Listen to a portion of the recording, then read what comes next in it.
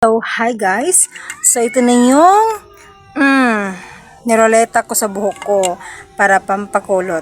So, titingnan natin kung kulot na ba siya at kung satisfied na ba tayo sa kaniyang kulot. Yan, ito lang yung ginamit ko, hairpin. And, yan, ginaganyan ko lang siya. Kung satisfied na tayo dito.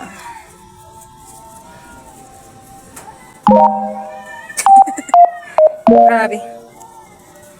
Kung satisfied na tayo sa kanyang resulta.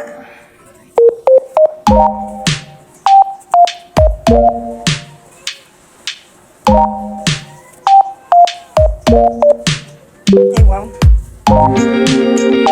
So, ito yung resulta niya, guys.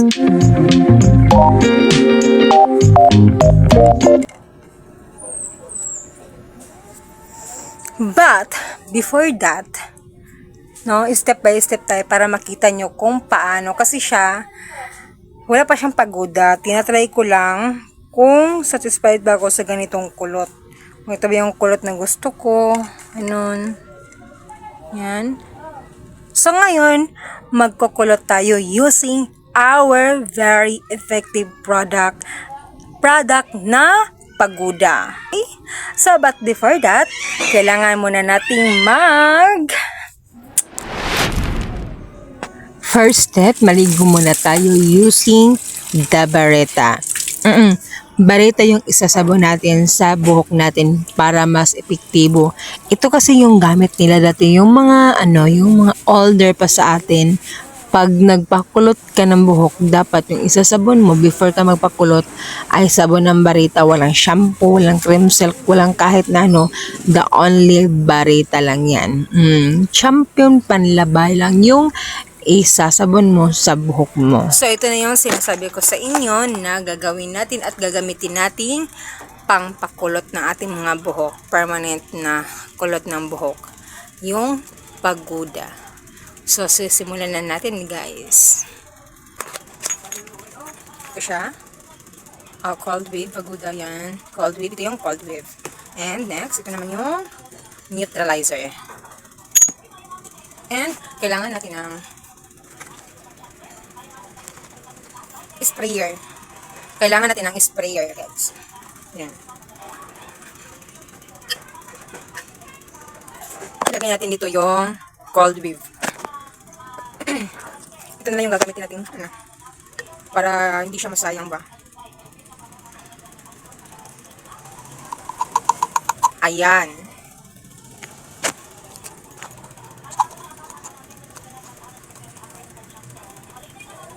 Yan. Then, magsusuklay tayo. Alam nga naman, hatiin lang natin sa dalawa yung buhok natin.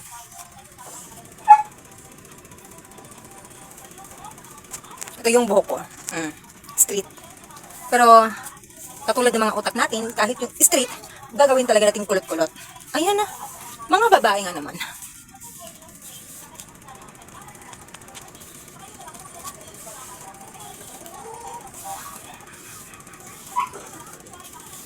Ayan. Ayan. So, wala nang maraming kuda. Gagawin na natin. At wala naman tayo yung mga curly-curly na gagamitin natin. At wala din ako yung balanghoy. Kaya naisip ko ito na lang yung gagamitin natin. Ayan. Stick. Kahit anong stick, basta stick yun. Suklayin natin, no? Suklayin. Suklayin ba? Teka. Dito ako sa salamin na naduduling ako sa inyo eh.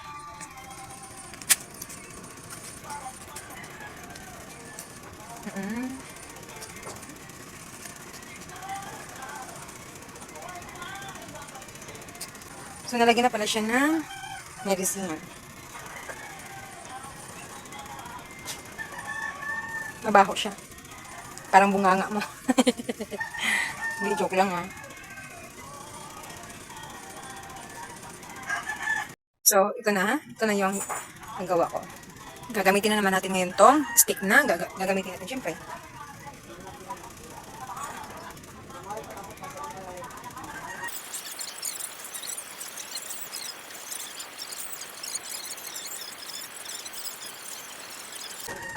At saka huwag kalimutan yung ganito. Yung mga cute na mga ponytail. Ah. Ayan. Itali niyo pa rin siya. Ah, diba? Ayan. Ito ha. Ano lang, plano ko lang to. Idea ko lang to. Okay? Ayan. Yan. Tapos, lagyan natin ng ganito. Maduduling talaga ako dyan dahil dito na lang ako titingin. Ayan.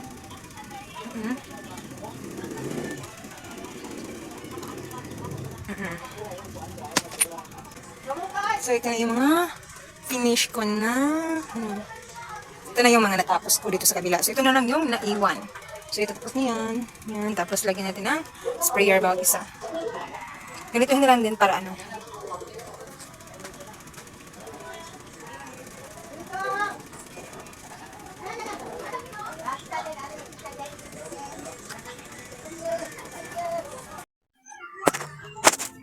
So, ito na yung mga finished product. So, nakikita nyo naman yung kaibahan. Ganito. Ganito kasi, no? Tinatamad na ako sa ganito. Natutusok na yung mukha ko.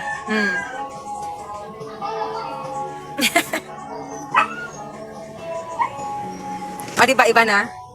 Ayan. Hindi ko alam kung ano yung kinakalabasan nito. Ang gusto ko lang yung maging kulot, pero hindi ko alam kung magagandahan ba ako nito. At, pag hindi kasi ito na perfect natin, today, tapos, after nito ng mga isang oras, lalagay tayo ng neutralizer.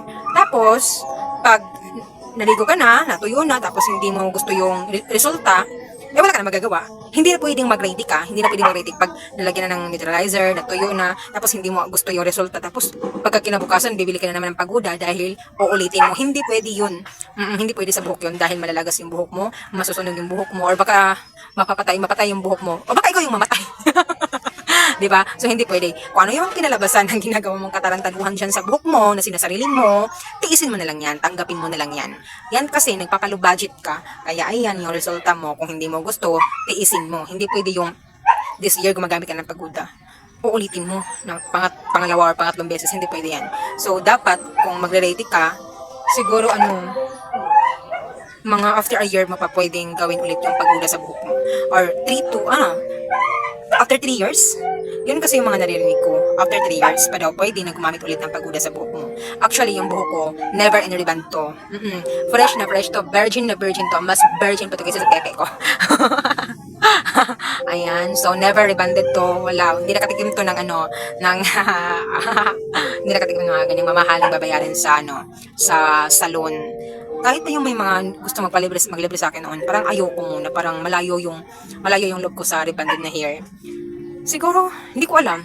Siya na siguro kung umuo man ako or tinanggap ko man yung alok na libre ng pagpapariband, siguro pag nag-uo ako, hindi ko ma-explain, hindi ko masabi kung kailan or kung bakit ako umuo. Basta siguro darating yung time na maging papalapit ako sa rebanded. But for now, yung buhok ko healthy, never in rebond, never in touch. Never in touch sa salon. Yan. Hindi ko alam kung ano yung kinakalabasan nito. At very first time kong gumamit nito ng pagoda. First time kong naglagay ng medisina sa buhok ko. Never in my life. Ngayon lang. First time. Kasi virgin to. Virgin pa to. Huling virgin nito kahapon. Dahil ngayon, nilagyan na natin ng medisina. Medisina kasi itong pagoda. Okay? So, wait na lang tayo ng mga, I think sa ganitong hindi sa mga parlor. Kasi pag parlor, yung hihintayin mo is 30 to 1 hour. 30 minutes to 1 hour. Yung hihintayin mo kung curly hair na ba yung buhok mo. But nandito kasi tayo sa kalog budget, nandito tayo sa home remedies, yung sinasarili lang natin, aho. Kaya parang wait na lang tayo ng after 3 hours. 3 hours i-check natin kung okay na ba. Ay hindi. Kasi tamad ako magbalik ng buhok pag i-check na. So, gusto ko 3 hours na lang para after 3 hours, hindi ko na kailangan i-check, lagyan ko na ng neutralizer. So, kita-kita tayo sa after 3 hours. So, hi guys! So, ito na pala siya, tinanggal ko na. Yan. Ito yung kinalabasan niya. Yan. Hindi ko na kayo napakita sa paglagay ko ng neutralizer kasi nalubat yung phone ko. So habang naghihintay ako ng oras, 3 hours na pagbabad ng cold whip. After 3 hours, lagyan naman ng neutralizer and babad naman 14 minutes. So ito na yung kinalabasan ko sa pagtanggal ko ng aking low budget na curly hair. Ayan. Shame!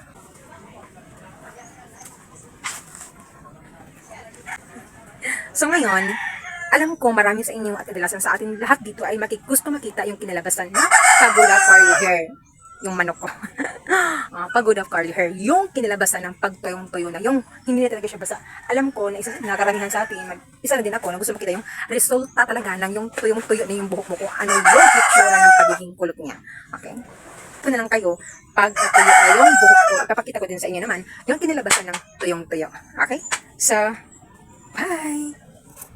Bye guys, and thank you for watching, and don't forget to hit the subscribe button and hit the notifications bell for more video.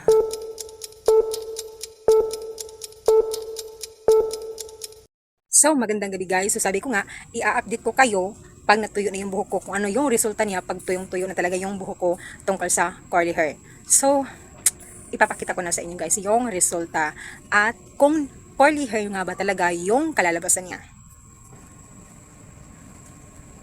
Charan! Charan! Yan. So, curly hair siya, guys. Yan. Yeah. Pero as in, kulot talaga siya. So, honest review ko sa inyo, ang Pagoda ay legit na makakapagpakulot ng buhok. Home remedies, low budget. So, hindi ko alam kung hanggang saan yung kakulutan niya. Ayan, mag-a-update na lang ako sa inyo kung gaano katagal ang itatagal na pagguda natin sa ating buhok. So, yun lang muna guys. And, thank you for watching. And don't forget to hit the subscribe button and hit the notification bell for the next video. Bye!